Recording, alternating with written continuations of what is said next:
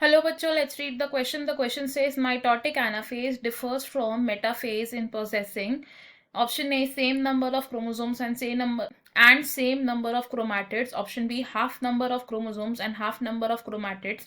Option C half number of chromosomes and same number of chromatids. Option D same number of chromosomes and half number of chromatids. Question में हमसे पूछा गया है कि mitotic anaphase mitotic metaphase से कैसे different है। इस क्वेश्चन में हमारा की कॉन्सेप्ट होगा माइटोसिस। माइटोसिस क्या होता है? इट इज इक्वेशनल डिवीजन जिसमें पेरेंट सेल और डॉटर सेल का क्रोमोसोम नंबर सेम रहता है। Mitosis divide into prophase, metaphase, anaphase and telophase में। प्रोफेज में क्या होता है? क्रोमैटिन मटेरियल कंडेंस होता है। एंड मेटाफेज में क्या होता है? जो क्रोमोसोम्स होते हैं वो इक्वेटोरियल प्लेट पर अलाइन हो जाते हैं। इन मेटाफेज क्या होता है? जो क्रोमोसोम्स हैं दे अलाइन एट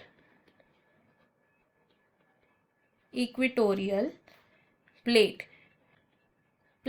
मेटाफेज को अगर डायग्रामेटिकली देखें तो let's assume this is cell and chromosomes equatorial plate पर अलाइन है कुछ इस तरीके से।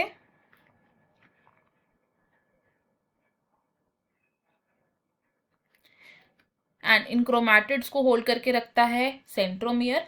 नाउ एट दिस स्टेज क्या होता है? हमारे पास एक क्रोमोसोम में दो क्रोमैटिड्स प्रेजेंट हैं, तो दो सिस्टर क्रोमैटिड्स कंपोज कर रहे हैं एक क्रोमोसोम को। अब मेटाफेज के बाद आता है एनाफेज, और एनाफेज में क्या होता है? सेंट्रोमियर की स्प्लिटिंग होती है। इस फेज में सेंट्रोमियर स्प्लिट करता है इस फेज में, एंड जो सिस्टर क्रोमैटिड्स हैं वो ऑपोजिट पोल्स पर मूव करना शुरू करते हैं।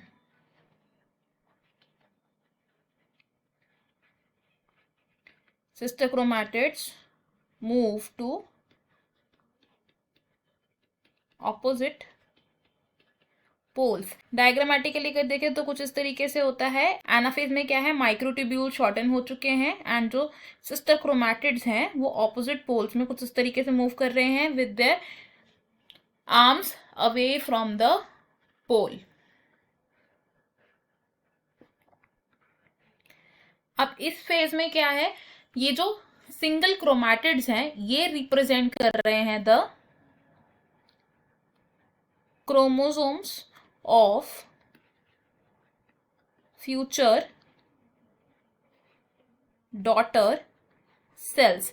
इस फेज में हमारे पास एक क्रोमोसोम को एक क्रोमैटिड रिप्रेजेंट कर रहा है यहाँ पर, तो this is the chromosome of the future daughter cells. तो इस फेज में हम क्या कंक्लूड कर सकते हैं कि जो नंबर ऑफ क्रोमोसोम्स थे वो मेटाफेज और एनाफेज के तो सेम थे, लेकिन जो नंबर ऑफ क्रोमैटिड्स हैं अब वो हाफ हो चुके हैं। बिकॉज मेटाफेज में हमने क्या देखा कि यहाँ पर डबलिंग ऑफ क्रोमैटिड्स है, दो क्रोमैटिड्स प्रेजेंट है लेकिन यहाँ पर हमारे पास एक ही क्रोमैटिड प्रेजेंट है।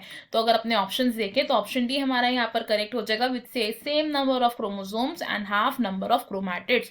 बाकी के ऑप्शंस हमारे यहाँ पर रॉन्ग है। फाइनल आंसर ऑप्शन डी होगा। I hope you have understood it well. Best of luck. Thank you.